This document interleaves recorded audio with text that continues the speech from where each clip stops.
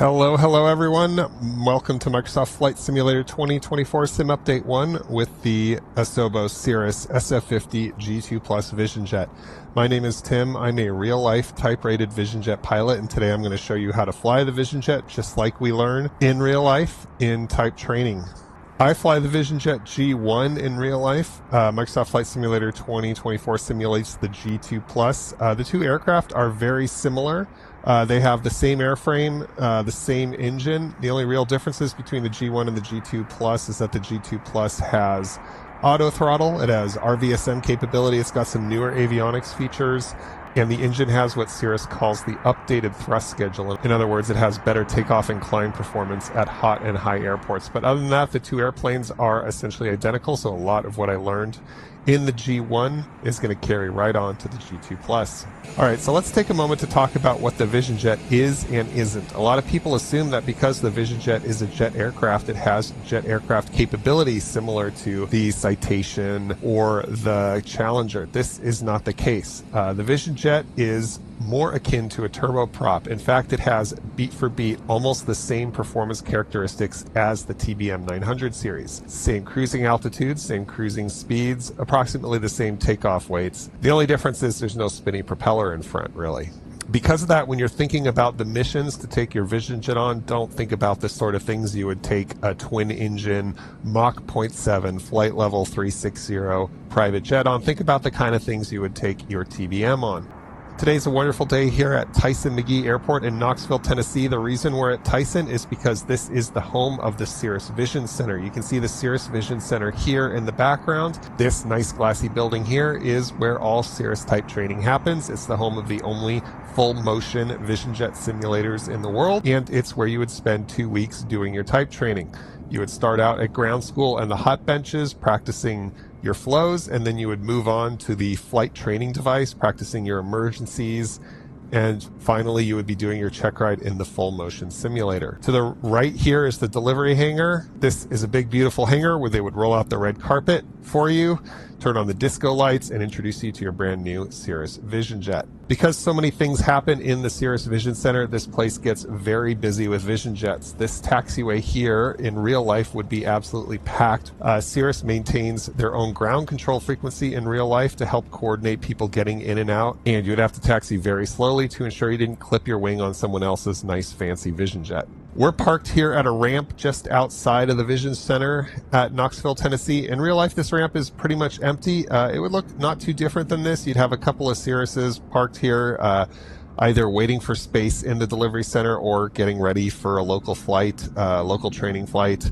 You'd have a couple of airliners, maybe some CRJs or ERJs by Allegiant or one of the other local airlines that need maintenance for one reason or another, and they're parked out here as punishment. But this is pretty realistic. At this ramp, you'd be doing your pre-takeoff checks and briefings, and then you'd be getting your clearance from ground control to taxi up to the 05s here, which is where we'll go next.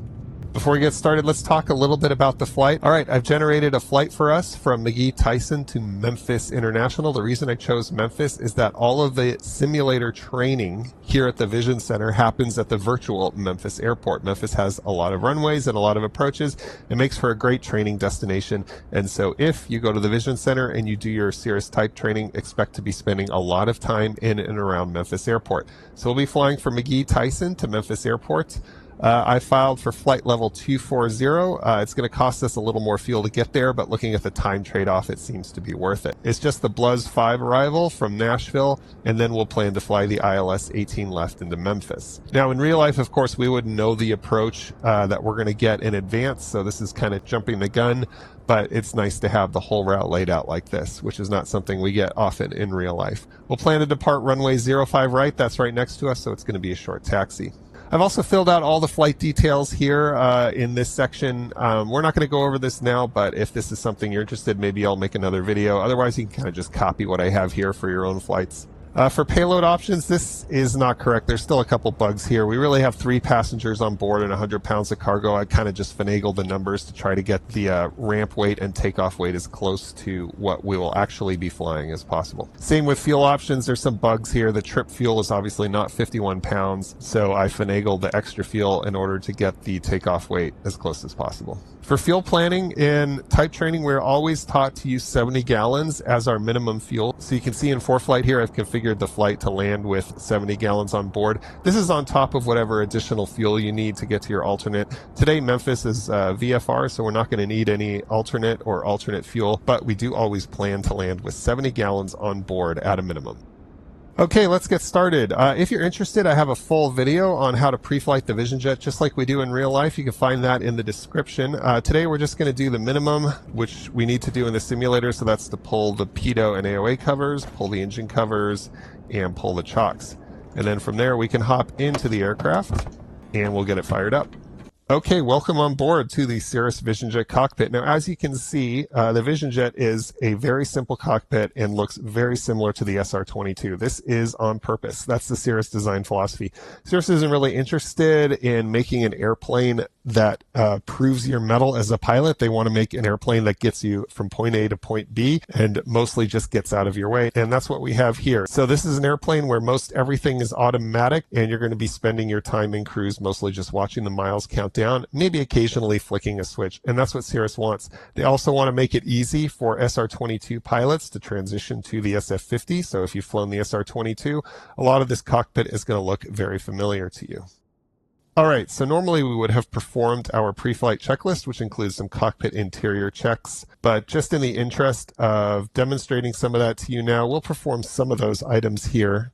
We'll start by turning on battery 2. Now, when battery 2 turns on, we would expect only GTC 1 and 2 and GDU 1 to turn on. And they do. In real life, GDU 1 would also turn on in reversionary mode, and we would be able to check the emergency bus voltage, because when battery 2 is powered, the only bus that's powered is the emergency bus, and we'll talk more about the buses later. Unfortunately, reversionary mode isn't enabled, so we'll just have to trust that the emergency bus is fully powered, and we'll go ahead and turn on battery 1. With battery 1 on, GTC 3 and GDU 2 will turn on. We can also turn on the generators. That sound you hear is the weather radar pre-flighting. Okay, with that done, we've got the checklist shown on the leftmost pane, so we'll swap the active pane to the leftmost, and we'll use the checklist control to move through the checklist. Pre-flight inspection is complete, doors latched, parking brake is set, and cast message is shown. And we can also check that the door is latched by verifying that there's no door open main alert here. Battery 1 and 2 are on. Generator 1 and 2 are on. We don't need the external GPU. We want to verify that a FADEC channel is active. You can see here we have FADEC channel A active. Now, Cirrus recently changed the checklists to require you to start the engine before going through the avionics inits. I don't like wasting gas, so I don't really pay attention to that checklist change, which means I will do my inits first and get everything configured, and then I'll start the engine when I'm ready to taxi so I don't waste fuel on the ground. GTC2 by default will show us the inits. In real life, it would start with tests, but we don't have tests enabled, so we go straight to initial fuel. We hit the FOB sync button to sync the totalizer with the sensors, and then we verify that's what we want on board. We need 202 gallons. We'll call this close enough, so we'll hit confirm and next to go to the next initialization step. This is weight and balance. The first thing to know about the Cirrus is that all seats except the front 2 seats are removable. In this case, we have 2 seats installed in the back, and so this changes the available stations for loading. So we want to go to the set empty weight and balance page and verify that the only active stations are the ones that we're using. So we do have passenger left and right stations. We don't have any passenger middle stations. We do have a center console, so we need to enable that. And we're not using the child seats or the lavatory, and we don't have any additional cargo stations. So we'll go back, and now we can actually load the aircraft. So we have 200 pounds in the pilot seat, 200 pounds in the co-pilot seat, and 200 pounds in the left passenger seat. The right passenger seat is empty. The center console weighs about 30 pounds, and we have about 100 pounds in baggage. Nothing in cargo extend, and a full tank, a full 3 gallons of IPS fluid weighs 28 pounds. All right, fuel should be set automatically, though we need to set 6 gallons of taxi fuel and verify that our reserves are 70 gallons. With that done, we move on to the flight plan. This was automatically loaded from Microsoft Flight Simulator. In real life, I would have beamed it over from my iPad. The only thing we need to do is add the departure procedure for runway 05 right. It looks like it doesn't have it enabled, but that's okay. It's just a departure on a heading, so we'll leave that alone. We'll go back to the flight plan and just verify it has Nashville and then the arrival. And then, as I mentioned before, we've got the ILS already loaded up, even though at this point in the flight we wouldn't truly know that we're going to be flying the ILS. Moving on, we do the performance data. So we verify 05 right is our takeoff runway, and we get our required takeoff distance. We can get this from the iPad if we want. We just go to Flight Performance, Environment, Takeoff, and we're taking off from Tyson. I checked this METAR against what Active Sky is giving me, and it's accurate. I'm not sure why they have an aircraft configuration field here. The only approved takeoff flap setting is flaps 50, which they call flaps index 1. So they really shouldn't even let you change this. But given these numbers, it's showing a ground roll of about 3,300 feet and a total takeoff distance of about 5,000 feet. That's distance over a 50-foot obstacle. Out of curiosity, I'm going to compare this to an iOS app that I have, that I wrote actually. It's available in the App Store. It's meant for real-life pilots, but I don't know why you couldn't download it and use it as well, as long as you're flying in the United States. My iOS app is showing a ground roll of 2,300 feet and a total distance of 3,200 feet. And that is more in line with what the book shows for these settings. So it looks like the takeoff performance data that you get from Microsoft Flight Simulator is a little bit wonky. But this is a 9,000-foot runway, so I'm not so worried about this discrepancy, and we can soldier on with these numbers. We'll use the numbers that I get from my app, so that's 3,178 total distance. Now, this field doesn't have any impact on anything in your avionics. It just gives you an alert if the required takeoff distance exceeds the total takeoff distance, and it's basically just serves as a reminder to make sure that you always do your performance calculations, which I do before every flight. Okay, with that, the inits are done. We can accept the initialization, go back to the checklist here. We'll make the map pane full screen, and we'll zoom in for safe taxi. We'll do some other setup first before we start the engine, just other things that we can get out of the way. We'll run a quick flight control check. We'll stick the elevator trim in the green band for takeoff. And on the throttle in the back here, we'll hit the toga button, and that will put takeoff on the FMA and send the flight directors up to about 7.5 degrees. Now, in real life, we'd also be able to arm nav mode and arm flight level change and arm the auto throttle all on the ground. Unfortunately, if we try to do that here, it actually activates it and makes it the active mode, which is not what we want, and we'll just have to do it after takeoff. Lastly, before we start the engine, we'll make sure that our transponder is set correctly, that we've got the radios set. I'm just going to set both of these to guard. But in real life, of course, we'd load the ground, tower, and departure frequencies. And then we're also going to use this pane for our charts. So we'll load up our charts. For departure, we have the Knoxville 7 departure, and we'll go ahead and zoom that in. Now, before we start the engine, the last thing I want to do is a quick departure brief. The departure brief for the Vision Jet consists first of talking through your taxi and takeoff and departure, followed by the emergency takeoff brief, which is very important in the Vision Jet, as we'll talk about soon. But let's run a quick taxi brief. It's going to be pretty short because we're parked down here at the south ramp. It's going to be a very quick taxi via Alpha 1 for a full-length takeoff from runway 5 right. It's going to be a slight tailwind for the takeoff, but nothing the Vision Jet can't handle.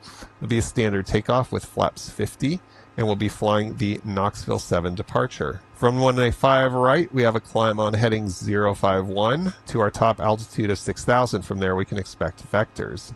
Maintain 6,000 and expect clearance to requested flight level 10 minutes after departure. So to get that set up, we'll get 6,000 loaded into the altitude window and heading 051 set on the heading bug. In real life, we'd be able to fly this departure using nav mode, but we're not going to be able to do that here, so we'll have to fly it using heading mode with flight level change. Let's move on to the emergency takeoff brief. The Vision Jet, as you probably know, has a CAPS Cirrus airframe parachute system, and this makes briefing altitudes critical. The main thing we need to know is that below 600 feet, we cannot use caps. If there's a problem, we have to land straight ahead on whatever runway is available, or if there's no more runway, whatever we can find in front of us. Between 600 feet and 2,000 feet AGL, we have caps available, but it must be an immediate action. It's not something we can think about or consider. If the engine starts making weird noises, if we start losing thrust, we must immediately pull that handle without thinking about it. So it's an immediate rehearsed action.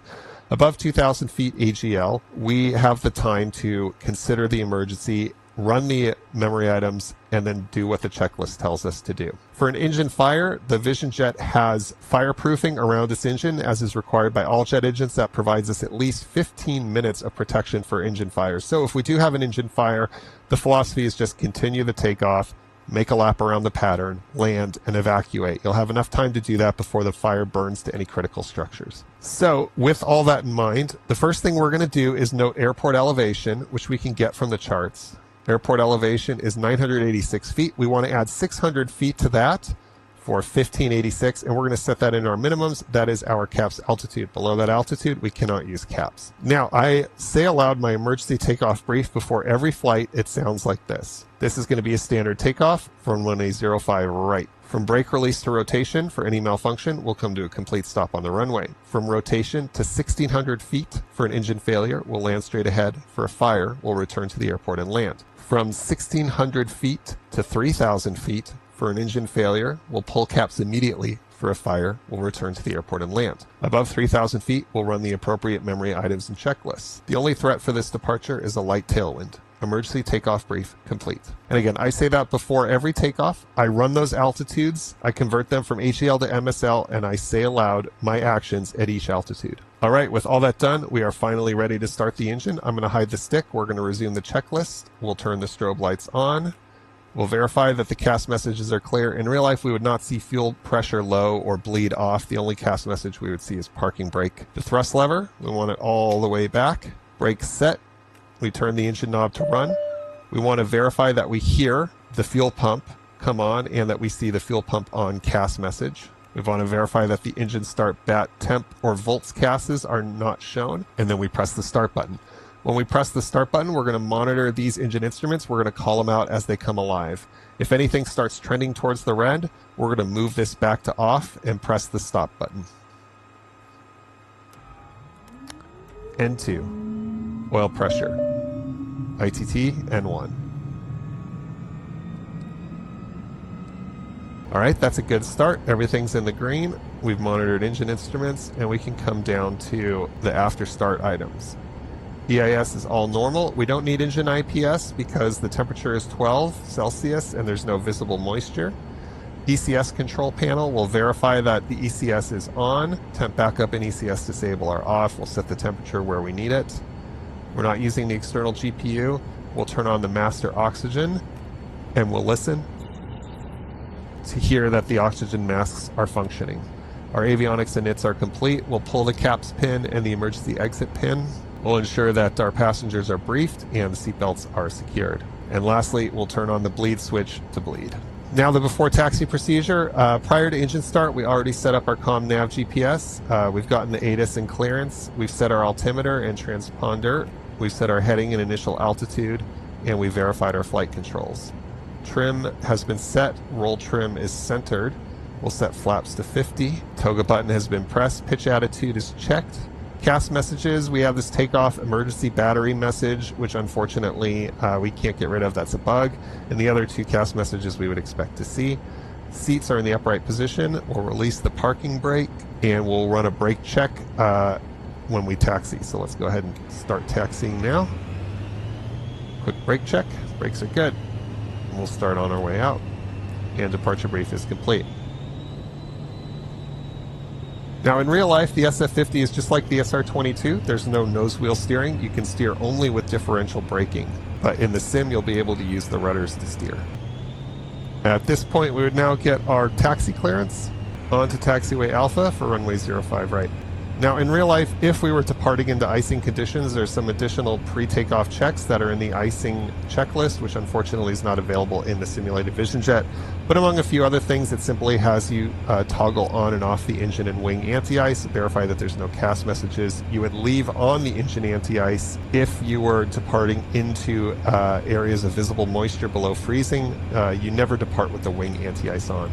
The other thing you have to do if you're departing in icing conditions before takeoff, you have to run a tactile check of the wing, which means you have to slide your seat back, open the door, run your hand along the wing, and verify that there's no ice accumulation on the leading edges. Okay, as we approach the runway, let's assume we've been cleared for takeoff. We're going to want to turn on the landing light and probe heat. The probe heat has a 5-minute limit on the ground. It's unregulated probe heat, so you're limited to a maximum of 5 minutes with the probe heat on the ground. Let's zoom out the MFD and go from a safe taxi function to a traffic avoidance function. I like to go out to about 4 miles. And then we can switch back over to the checklist pane. And we've got landing lights, probe heat. We're not using the IPS. CAS messages look good. Other than that takeoff emergency battery bug, trim and flaps are set, and the multifunction windows are configured. We're going to skip the takeoff checklist and go straight to the climb checklist. So we have that ready. Finals clear, and we'll go ahead and take the runway. All right, before we take off, I want to talk about what's going to happen. So when we take off, there's a couple of callouts that we make. The first thing we're going to do is we're going to advance the thrust lever all the way to takeoff. Now, as you can see, there's a little detent here at MCT for max continuous thrust. We want to push the thrust lever through MCT all the way to takeoff thrust. Now, there's a 5-minute limitation on takeoff thrust, so once we push it all the way to takeoff, we have a 5-minute timer before we have to move it back to MCT, and they recommend 2 minutes. So we'll be moving it back to MCT shortly after takeoff. When we push it up to takeoff, the FADEC is going to go into takeoff mode, and that's going to be shown here. That's going to be our first call out. We're going to verify that takeoff mode shows.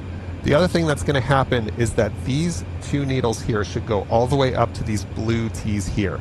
That's the takeoff power setting. So we should verify that these needles go all the way up to the blue T's. The third thing we're going to do is just verify that all the other needles are in the green. And then the fourth thing is going to be airspeed alive. Those are our 4 callouts. So it's going to be takeoff, to the T, engine instruments, airspeed alive. The next thing we're going to do is watch for 60 knots. I like to use 60 knots as kind of an abort point. Below 60 knots, if anything pops up on the CAS, I'll abort. Above 60 knots, I'm only going to abort if I see anything red or critical on the CAS. The bugs are set to 85 knots for rotation speed. I prefer to use 90 knots in real life just because 90 knots gives me a much better, more authoritative rotation. The airplane kind of comes off very slowly at 85 knots, so I'll be rotating it at 90 knots. The next thing, we want to climb at about 120 knots to get through the CAPS band as quick as possible. Once we are above the CAPS altitude, we'll turn on the autopilot, set heading and flight level change modes, and turn on the auto throttle. The auto throttle will reduce the thrust to MCT.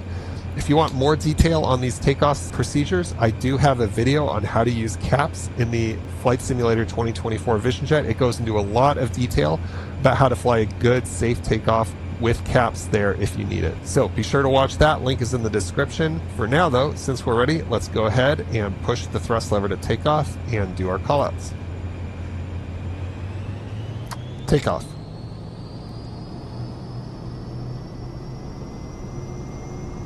To the T, engine instruments, airspeed alive.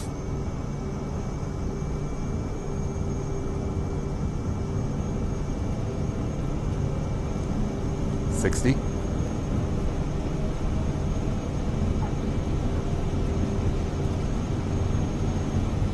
$90 rotate.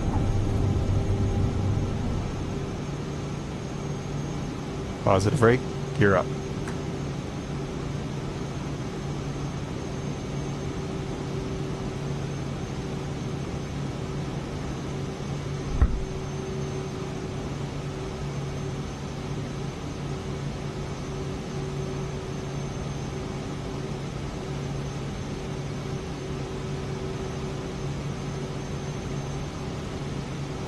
$115, flaps up, CAPS available, autopilot, heading select, flight level change, auto throttle. Okay, with all that done, we can run the climb checklist now. Thrust lever is in MCT. We can see that on the thrust gauge. Engine parameters are all normal. Cabin pressure, differential PSI should be increasing. Cabin altitude should be increasing. Ice protection we don't need, and we'll hold on transition altitude. We're still in the CAPS critical band, so make sure to pull CAPS immediately if you suspect any kind of engine problem. But crossing 3,000 now, we're out of the CAPS critical band, so I'm going to clear the minimums. And if something happens, we have the time to run the memory items and do the checklist.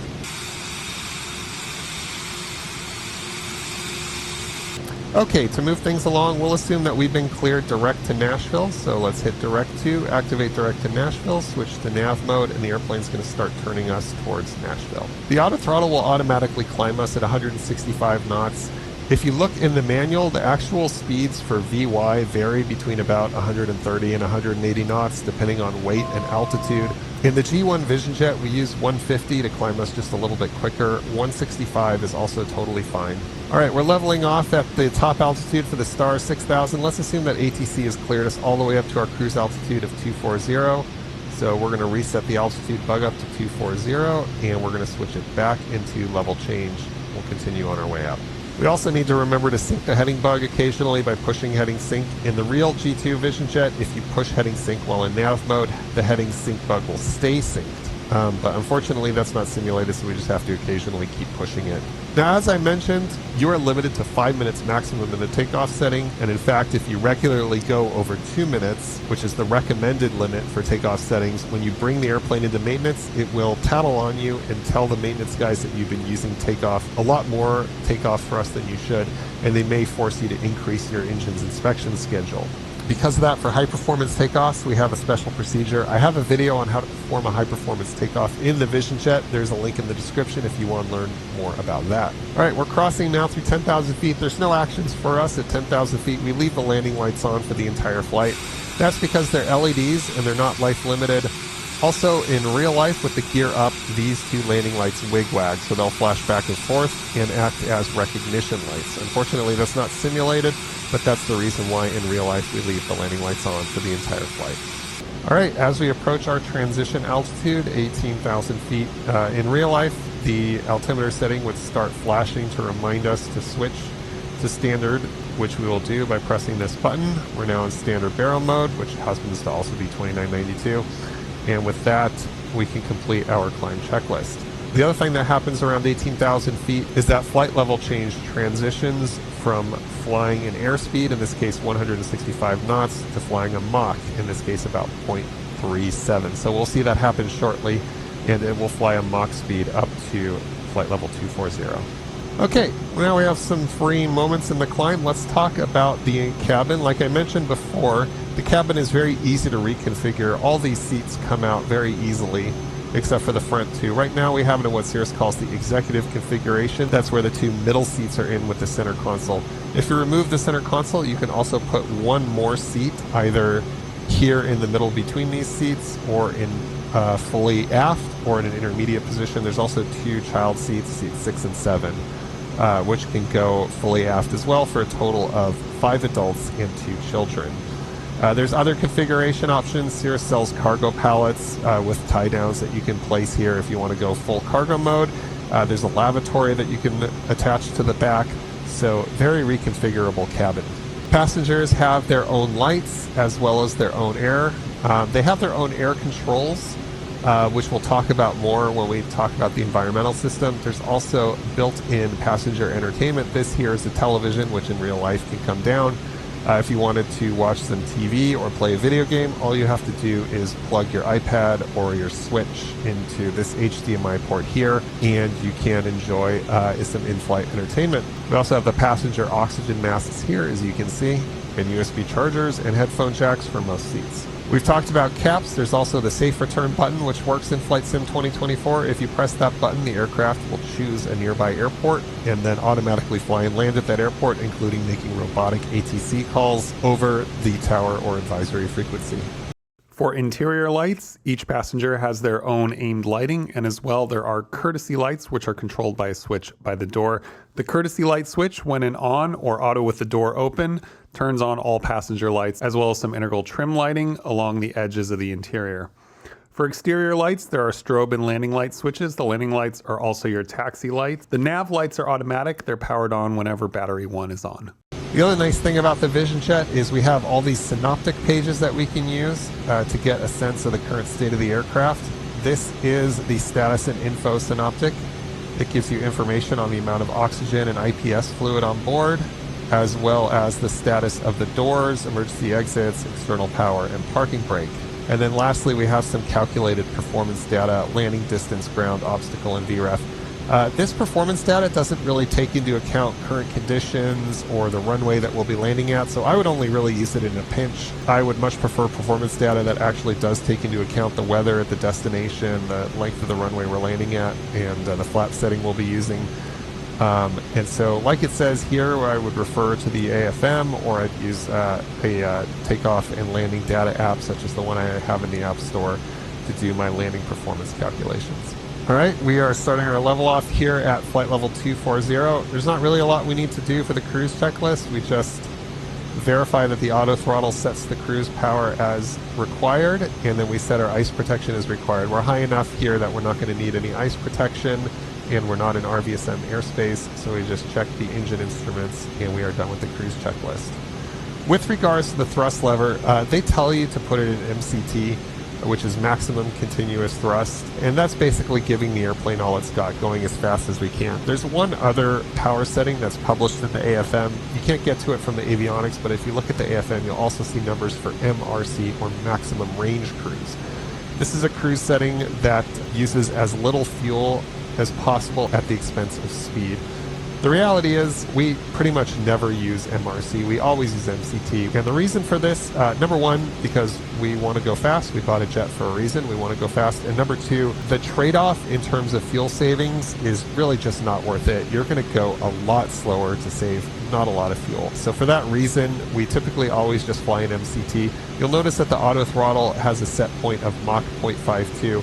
Maximum Mach operating speed, MMO, is Mach 0.53. So the auto throttle is just going to maintain a smidge below MMO. And that is kind of the philosophy when it comes to flying jets. The barber pole is a destination, not a limitation. As long as you're not exceeding any limitations, you can get as close to them as you want. And indeed, if we want to go fast, we should get as close to that barber pole as we possibly can without exceeding it. The other thing we can do now that we're in cruise, if we make the map full screen again, on the vertical situation display, you see we have a time to top of descent. This top of descent is calculated as part of the arrival, which we'll get into later, but that just gives us an idea of how much longer in cruise before we start descending. All right, back to the Synoptics. Following status and info, we have engine and fuel. This gives us information about the engine, including the temperatures sensed by the PT2 and TT2 probes. That's the pressure and temperature probes for the inlet air. The FADEC mode. Engine idle is flight below, I think, about 30 or 40 knots. The engine idle switches to ground idle, which allows for a lower idle power setting for taxi. The status of the oil filter and the oil debris filter. Some information about the fuel system. So you can see we have the remaining and used fuel, which come from the totalizer, as well as the sensed fuel values here, 84 on the side. That's repeated here. You see we have the 83 and 84 gallon and the total sensed values. And we also have the fuel on board totalizer value here.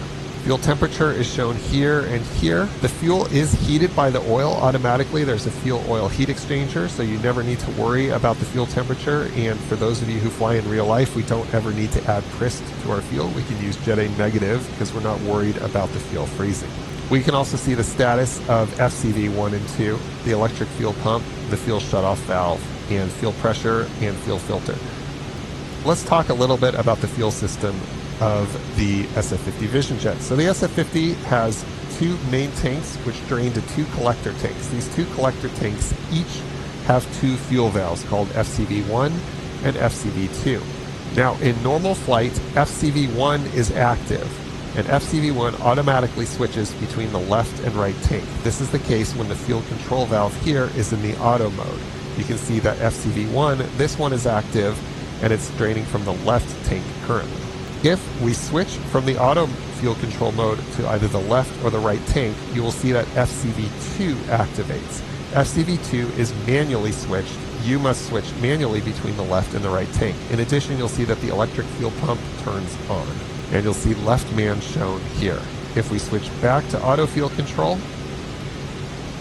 then FCV1 reactivates and tank switching is automatic. This has a couple of implications. So if FCV1 fails, then you have to use FCV2, which means you will lose the ability to automatically switch your tanks. If FCV2 fails, then you'll have to use FCV1, which means you lose the ability to manually balance your tanks in case there's an imbalance. And the limitation is 15-gallon recommended imbalance maximum with a 50-gallon absolute imbalance maximum. As I mentioned, the electric fuel pump is automatic in the Vision Jet. There's no fuel pump switch. It turns on whenever FCV2 is active, during engine start, whenever an engine failure is detected, and so you don't have to worry about the electric fuel pump. Likewise, the igniters are also controlled automatically. During engine start, the system will automatically cycle.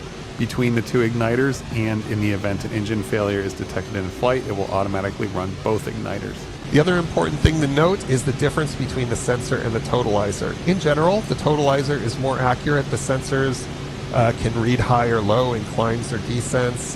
They can read inaccurately in slips or uncoordinated turns, whereas the totalizer is much more accurate. However, the totalizer must be reset to the sensor value. The totalizer is just a counter, and so it's only accurate if it was set to a correct initial value. We did that when we did fob sync as part of the initialization. And so as you can see, the totalizer value and the sensor value agree at this point. However, they may occasionally disagree in climbs or descents. Moving on to the electrical system. So the Vision Jet has 3 buses called the main bus, the essential bus, and the emergency bus. The main and essential buses are split into the forward and aft main bus and the forward and aft essential bus. Only the most critical items are on the emergency bus, some other items are on the essential bus, and then everything non-critical like the air conditioning is on the main bus. Now, normally in flight, Generator 1 powers the main bus powers the essential bus, and the essential bus powers the emergency bus, and so Generator 1 is powering basically everything. If you lose Generator 1, Battery 1 will power the main bus, Generator 2 will power the essential bus, and the essential bus will power the emergency bus. And so because of that, if you lose Generator 1, Battery 1 will start to drain, and eventually when Battery 1 runs out, you will lose the main bus. If you lose Generator 1 and Battery 1, then you will lose the main bus, Generator 2 will power the essential bus, and the essential bus will power the emergency bus. If you lose Generator 1, Battery 1, and Generator 2, you're having a really bad day, then both the main and the essential bus will be unpowered, and Battery 2 will power the emergency bus. Battery 2 can power the emergency bus for about 60 minutes. If you only lose Battery 1, or you only lose Battery 2, then you won't notice any changes. Generator 1 will power the main bus, which will power the essential and emergency buses. Battery 1 can power the emergency bus only using a switch. The switch is automatic in the G2 Vision Jet. This is not shown on this Synoptic here, but basically if you lose everything except Battery 1 will power the emergency bus only. Let's move on to the ECS page. The Vision Jet's environmental control system is powered by bleed air from the engine. There are 2 bleed air taps. You can see them here. The first bleed air tap is used for engine anti-ice and wing anti-ice. We'll talk about that later. The second bleed air tap is used for the environmental control system, or ECS. Bleed air from the bleed air tap passes through a pressure regulating shutoff valve, and then it's combined with cool ram air from the ram air scoop. The ram air and the bleed air mix together to form the cooled cabin air. In order to control the temperature of the bleed air, there's a temperature control valve that controls the amount of cool ram air that mixes with the bleed air. In addition, there's a flow control valve that can further cool the bleed air. The TCV and the FCV are controlled by the temperature rheostat in the cabin. There's a bleed fresh switch on the cockpit. In the event that the bleed fresh switch is switched to fresh, the fresh air check valve opens and ram air is admitted directly into the cabin, and no bleed air is admitted into the cabin. You would use this if there was smoke in the bleed air or something like that. And finally, there is also a ground air inlet, which you can see here. This ground air inlet provides cooling air into the cabin when the aircraft is on the ground with the engine stopped. You can see the status of the ground fan here. Let's talk about the ECS controls now. We have the ECS disable button. This disables the environmental control system entirely. Basically what it does is disable the air conditioner, fully open up the temperature control valve to full cold, turn on the defog, and fully close the full control valve to low flow. This provides maximum cooling into the cabin. There's also the temperature backup switch. This changes the function of the temperature control knob and is used in the event that the temperature sensors are non-functional. With temperature backup on, the temperature control knob acts as a direct control for the TCV. If you turn it to the left, the TCV opens. If you turn it to the right, the TCV closes. It does not use a temperature set point, and it doesn't try to drive the temperature to a particular value. It just directly controls the TCV. The aft control knob enables and disables the aft temperature controls. That's these right here. It's worth noting that when the aft temperature controls are enabled, the forward temperature controls are disabled. So you kind of have to choose who do you want to be controlling the temperature, you or your passengers. And finally, the defog button controls the ratio of temperature controlled air that goes out the defog plenum here versus out of the air valves here and here. Basically, with the defog on, it's 80-20 with most of the air coming out of the defog vents here. With the defog button off, it's 20-80 with most of the air coming out of the vents here. And you can see that on the Synoptic, most of the air gets routed to the defog when defog is on. When defog is off, most of the air gets routed to the cabin. All right, on to ice protection. So the Vision Jet kind of has one of every ice protection system you can imagine. Protecting the leading edge of the wings are inflatable boots that can crack up ice on the leading edge of the wings. Those are inflated and suctioned by bleed air from the engine. Protecting the pitot probes and the AOA probe here is electrical heating. In addition, the PT2 and TT2 probes inside the engine here are also protected by electrical heating. The engine D-ring here and the nozzle itself is protected by engine bleed air. There are piccolo valves here that shunt bleed air into the engine D-ring and nozzle to prevent ice from forming. And lastly, the windshield is protected by a spray bar here, which sprays TKS fluid onto the windshield. And the radome is also protected by a spray nozzle here, this little Snoopy nose that sprays TKS fluid onto the radome to ensure that ice doesn't block the radome and weather radar. All of that is shown on the ice protection Synoptic here. As you can see, we've got the TT2 and PT2 probe settings here in the temperature and pressure.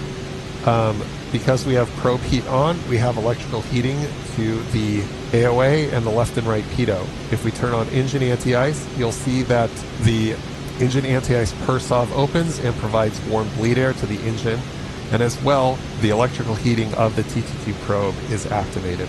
If we turn on wing stab anti-ice, this is a little inaccurate. You should see these cycle through. They shouldn't all inflate at once. You would see first the stabilizers, leading edge inflate, followed by the wing upper side, followed by the wing lower side.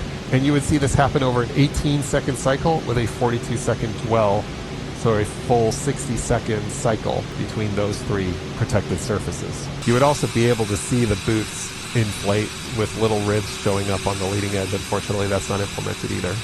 As mentioned in the checklist, the inflation and deflation of the boots makes it difficult for the autopilot to maintain altitude, and so we would not be permitted to use the autopilot in our VSM, and we would have to exit our VSM airspace, which means we'd have to descend to 28,000 feet or below.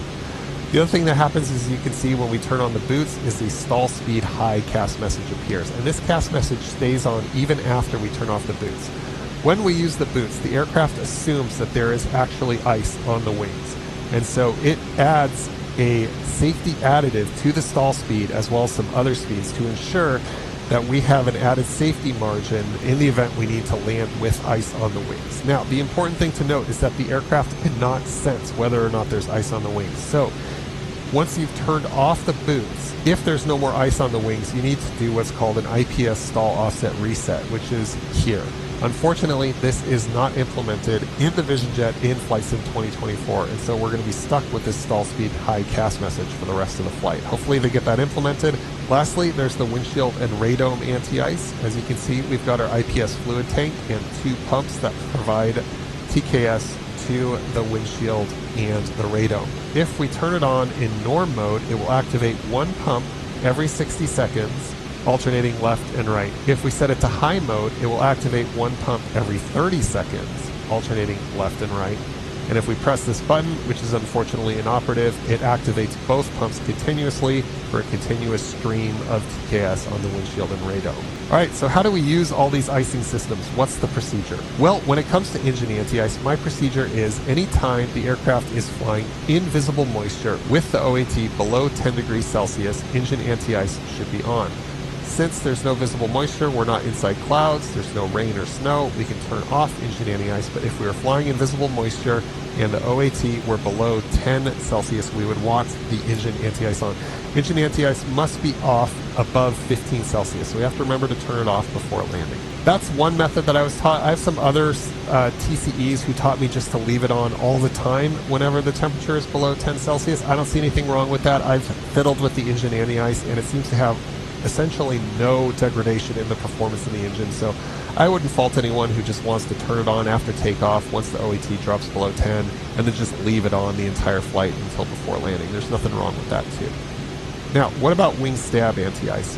Well, whenever you're flying in visible moisture, every 30 seconds or so, you should make a visual check of the wing. And if you see any ice on the leading edge, you should turn on the wing stab anti-ice, and you should leave it on until that ice is gone.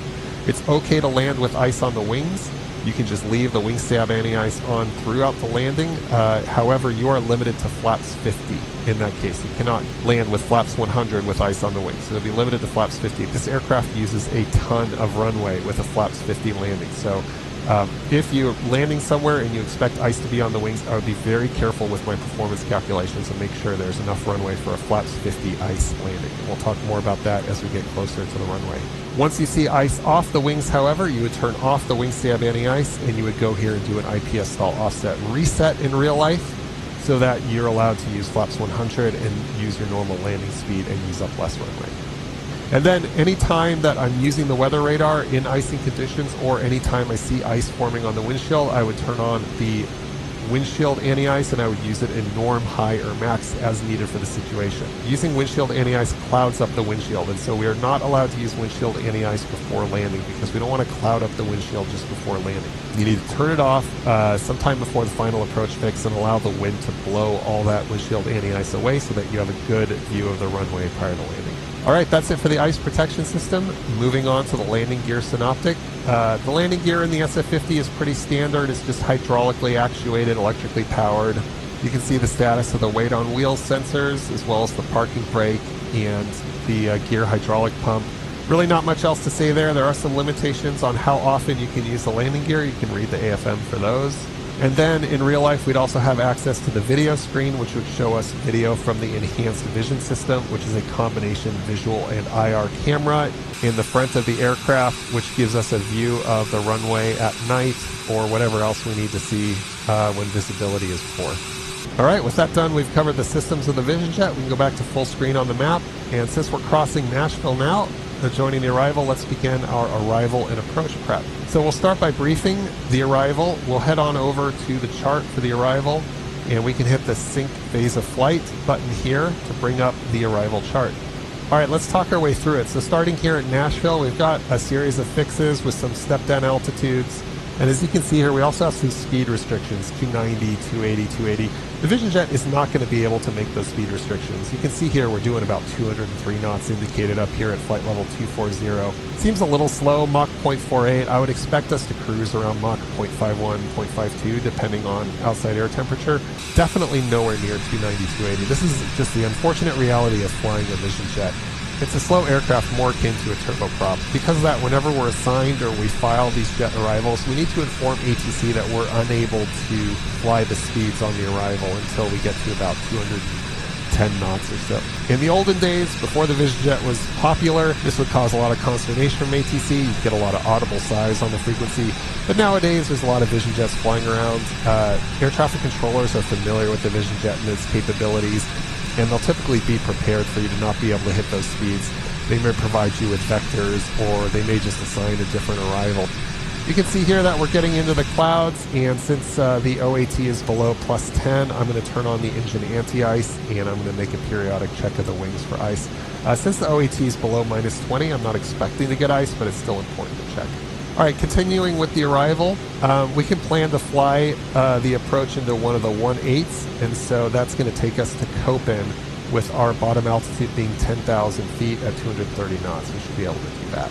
If you go to the flight plan, you'll see that we have all of those altitude and speed restrictions already loaded up, and so this VNAV top of descent in 30 minutes is accounting for that and will automatically keep us within these altitude windows and meeting these restrictions for the entire flight. So all we have to do once we've been cleared to descend via the arrival is just lower our altitude bug to the bottom altitude, 10,000 feet, and then hit the VNAV button, and that will arm path.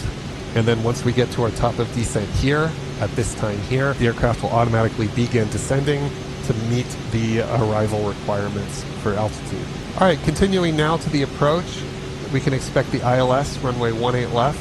The first thing I would do is get the weather in Memphis, so I'll go to the waypoint info page, airport, Memphis is already loaded. We'll hit the weather button. We can see that the winds are 212 at 16 with gusts up to 25, so that's pretty gusty.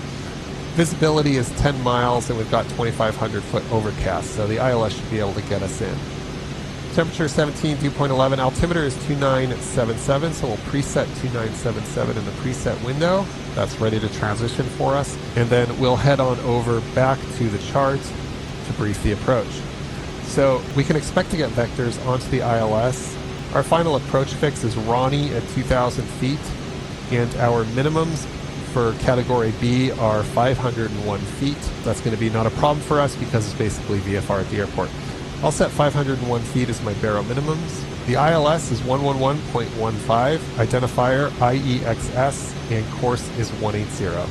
Should we need to go missed, we'll fly straight ahead to 9,000, then make a climbing left turn up to 5,000 on the 151 radial off of the Memphis VOR to Keezy intersection. There's not really any notes we need to worry about. Threats for the arrival, none. So that will conclude our arrival brief. So if we look at the airport diagram, we're going to land 18 left.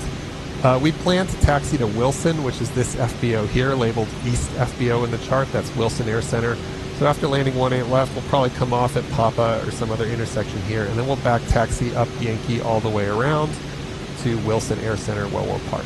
There's no hot spots that we need to worry about along this taxi route, so our taxi brief is complete. And as you can see now, I'm out of the icing condition, so I'm going to turn the engine anti-ice back off. We'll go back to the checklist now, and we'll head on over to the descent checklist. Thrust lever we don't need to worry about. Landing field elevation, we just want to verify that the FMS has selected the actual airport landing field elevation. Airport elevation at Memphis is 341 feet. For some reason it's chosen 300 feet. In real life I've never seen it do anything except exactly the airport elevation. If we wanted to, we could override this in aircraft systems landing field elevation, but 300 feet is good enough for me, even though again I've never seen anything like that in real life. Back to the checklist now.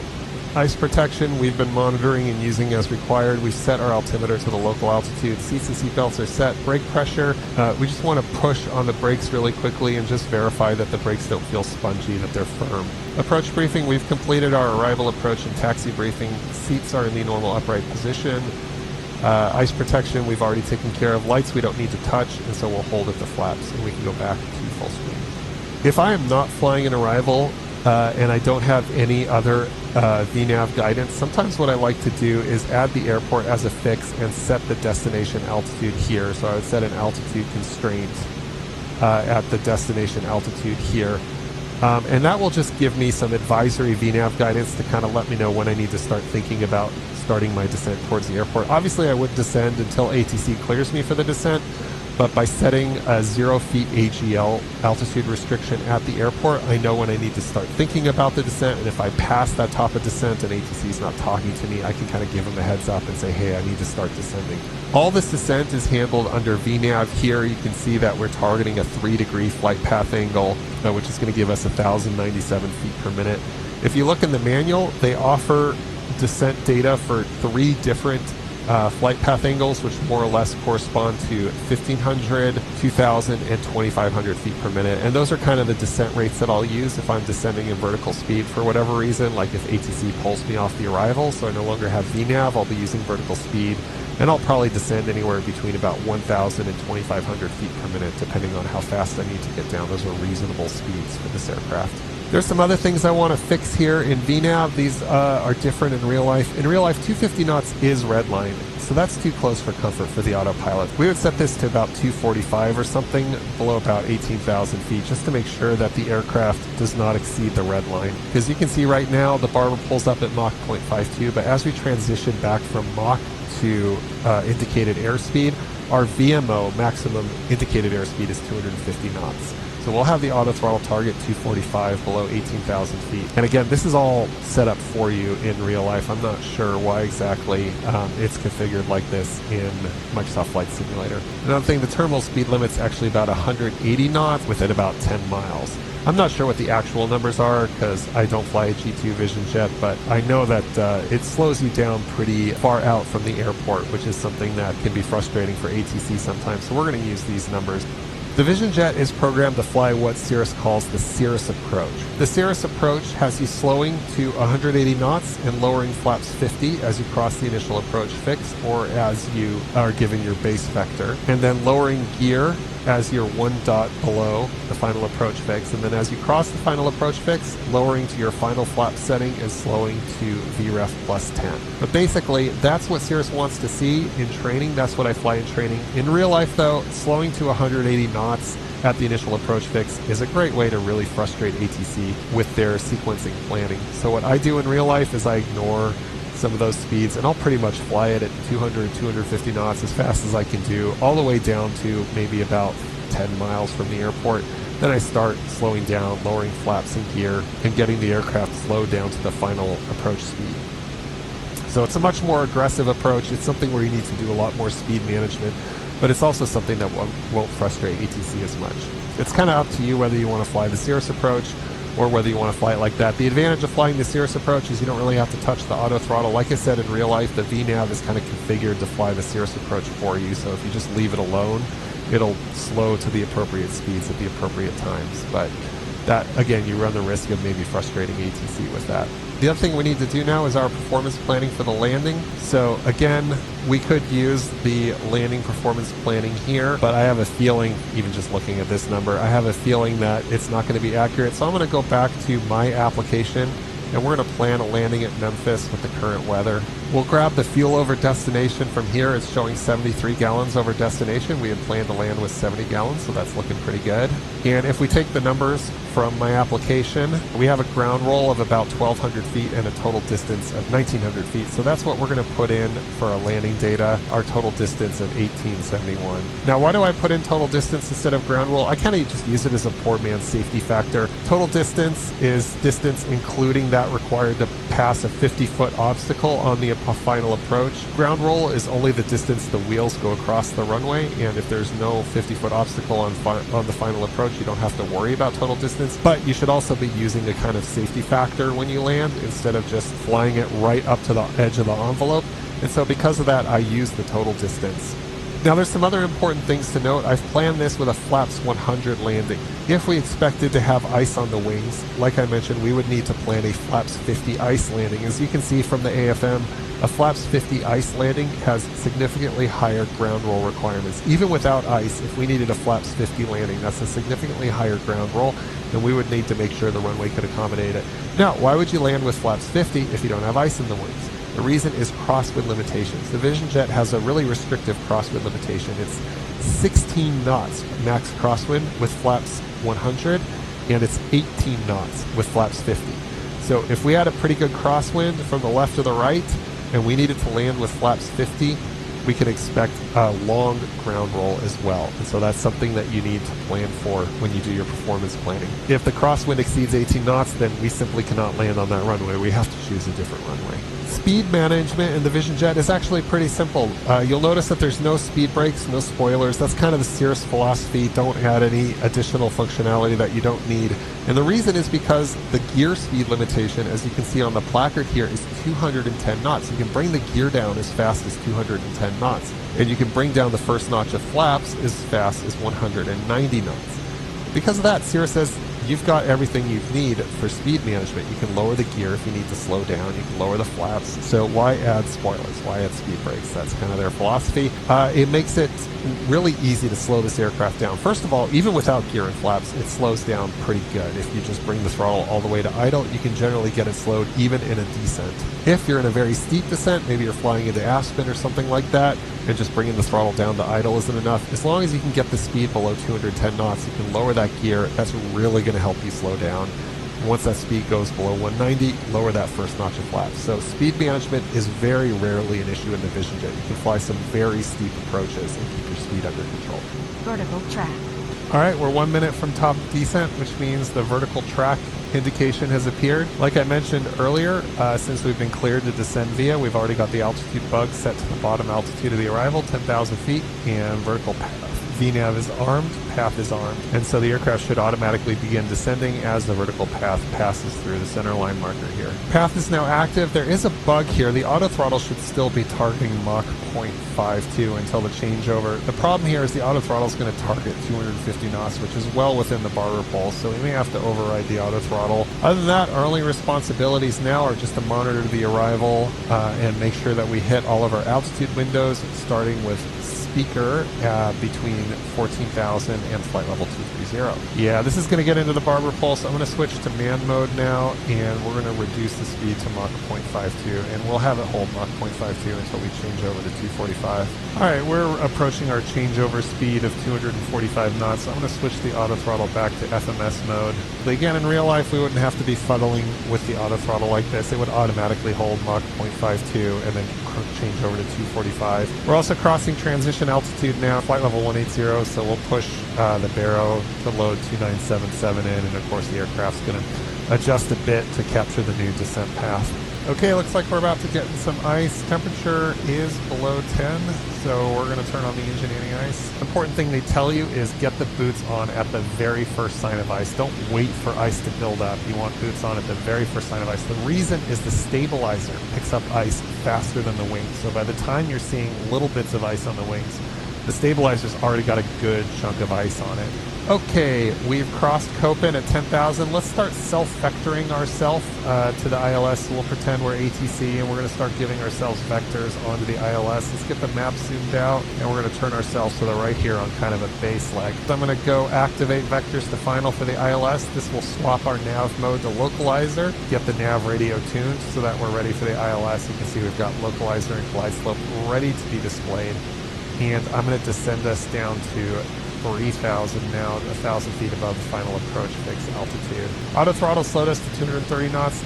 Let's assume at this point that ATC has cleared us for the approach from this position. Whenever ATC clears you for the approach, whether it's an ILS or anything else, you just want to hit the approach button. That's going to arm localizer and glide slope, and that's going to arm intercept once we're there. So whether you're flying an RNAV or an ILS or a full procedure or vectors, once you hear clear for the approach, just hit the approach button. OET is also above 10 degrees, no ice on the wings. We'll go ahead and turn off engine anti-ice. The other thing we need to do, now that the localizer is alive, is we need to cross-check what we see on the charts with what we're seeing in terms of what's configured for a localizer. So we want to see 111.15 cross-checked, identifier IEXS cross-checked, and course 180 cross-checked. And so that localizer is programmed in fully correctly. We're ready to fly the approach. Okay, localizer's active. It's flying the intercept now. We're going to hold 3,000 feet until the glide slope intercepts. Now that it's intercepted, we'll do a quick speed check and lower flaps 50. I'm going to try switching back to FMS mode, and yes, it has a speed coming down to 140, so that's working correctly now. Again, in real life, there's no way I'd be flying 140 knots this far out. I'm just flying the Cirrus approach. And we go to the checklist now, flaps, airspeed, and we're ready with the before landing checklist. All right, that's glide slope intercept. The glide slope intercept, we can set our missed approach altitude, 5,000 feet. All right, we're a couple hundred feet above final approach fix altitude. So we'll go ahead and bring the gear down, and we're gonna hold our hand on that gear lever until we see 3 green. 3 green. If we were intercepting at the final approach fix altitude, we wait until we were 1 dot below. Since we're already established, we just wait till we're a couple hundred feet above. Now, once we cross the final approach fix altitude, we bring down the flaps to 100, and what's going to happen is we're going to get a flaps ice alert again because the aircraft is assuming we still have ice on the wings, and therefore we cannot use flaps 100. In real life, it would even inhibit flaps 100, but unfortunately, since we can't perform an IPS stall offset reset, we're just going to go ahead and lower the flaps and deal with that CAS message because we have no way of resetting it. And with that, we've got gear, flaps, cabin pressure diff should be close to 0. It is. Windshield IPS should be off. We're not using it.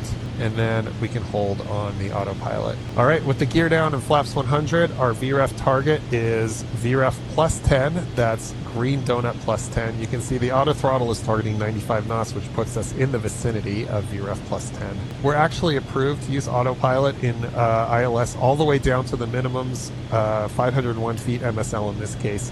In the interest of flying a stable approach, though, I'm going to click off the autopilot early. That's going to automatically click off the auto throttle. I am just going to hand fly it, and I will target VREF plus 10, so green donut plus 10 for the approach. I'm also going to use this opportunity to finish up the checklist. All right, we're 500 feet above now. I have my final checks at 500 feet. That's gear, flaps, pressurization stable. So landing gears down, flaps 100, pressurization 0, and we are stabilized. Got to be stabilized at 500 feet AGL or you're going around.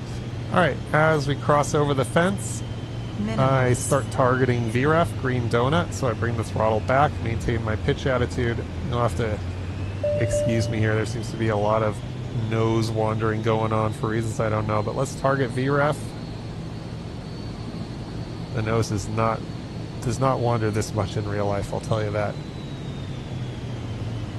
And then as we cross over the threshold, we just slowly walk the throttle back, and we rotate the airplane, we rotate the nose as we approach the runway, settle it on the mains, keeping the nose straight.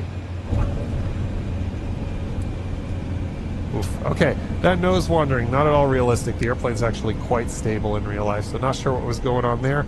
Other than that, it was a pretty decent landing. The auto throttle's just going to flash at us for the rest of the flight. That's also not realistic. All right, we'll come off here at Echo. We'll go back to the checklist, and we'll zoom in the map for safe taxi. Okay, clearing the runway. We can turn off the probe heat and the landing light. I would leave the landing light on at night because it functions as a taxi light, but also turn off the engine anti-ice as we needed. We can run through the after landing checks. We'll skip the go-around checklist, and we can also bring the flaps up. Anti-ice off, probe heat off, external lights as required, brakes checked. And then as we briefed, we'll just back taxi to Wilson Air Center.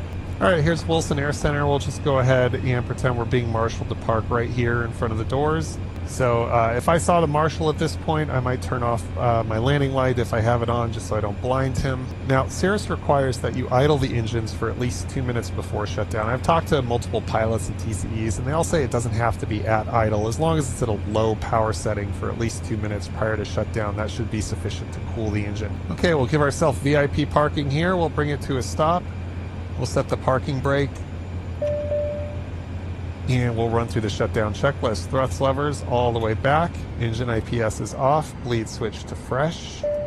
Oxygen master. Now, whether or not I turn off the oxygen master kind of depends on how long my turn is. If I'm just doing a quick turn, if I'm just getting gas and going, I would leave the oxygen master on, because every time you turn it off and on, it uses up a bit of air running that pre-flight check.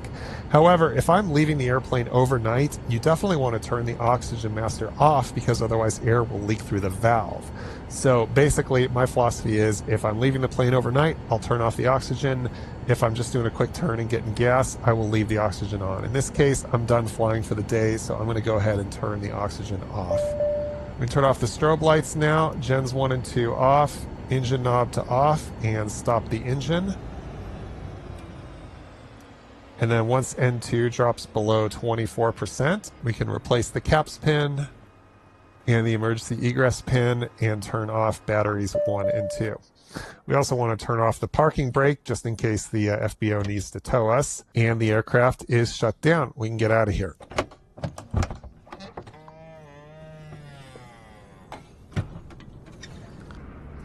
All right, thank you guys so much for joining me. Welcome to Memphis. I hope you learned a lot. Please let me know if you have any questions in the comments, or if there's anything else you'd like to see.